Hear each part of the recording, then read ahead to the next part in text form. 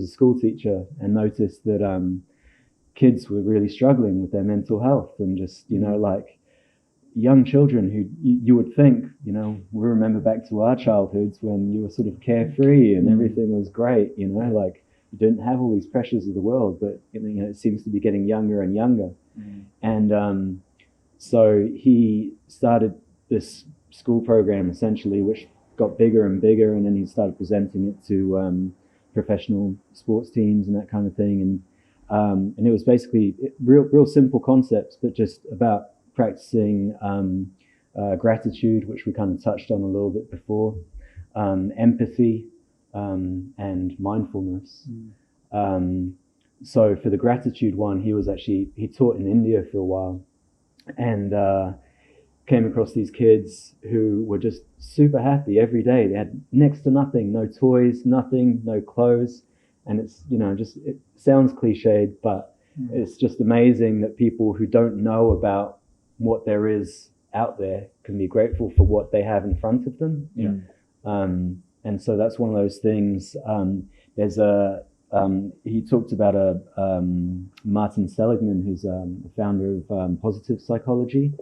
And one of his ideas was, if you go home at the end of every night and write down 3 things that went well that day, within a month your brain will start to, if you go from negative thinking to more positive thinking, within a month your brain will sort of start to rewire, and you'll naturally throughout the day start noticing things that you appreciate.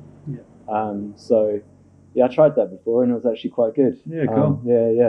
I did it when I was staying in the mount a while ago, so everything was pretty good anyway. But I thought, I was in the mount with my family, everything was, it was like, so I like that as a concept, It is great, and all that stuff that you just covered as well from the Mental Health Foundation, was it? Sorry. Yeah.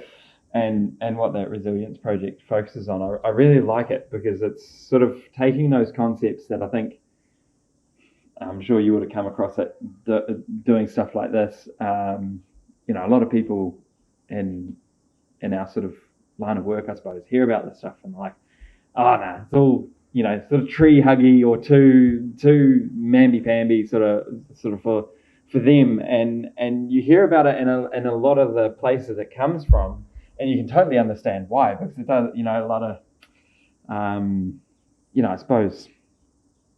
Even the terminology and stuff around it can be quite off-putting and almost come from, textbook. Yeah. Whereas these things totally highlights how it's strength. Like these foundations build resilience, and resilience is strength. And I think that's what I really like about Hugh and the way he presents it is like, yes, it's these things, mindfulness and gratitude and stuff that maybe don't sound like, hugely strong things, but the way he portrays it really does come across as from that foundation of strength that anyone can build. If you got whatever, I guess depends on what you believe in, but it challenges those foundations of what are you standing on, and building a strong foundation for strength, and hearing a team like Melbourne Storm and Billy Slater and stuff talking about these tools, and one of the most macho sort of sports you can sort of imagine, and these massive athletes lapping it up and taking it in and building it as part of their foundation of what makes them perform well. I think it's a really cool story to hear. So yeah, absolutely. I think you'll find the most elite teams now, that's a norm. Yeah.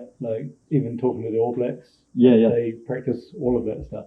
And then all of the Super Rugby teams, they're all, every game I've had the opportunity of being with the markers and meeting some of the All Blacks as well. But first thing they do when they get up in the morning, when they're having breakfast, is they talk about what their values are, what they're aiming to achieve, how they're going to deal with setbacks and stuff.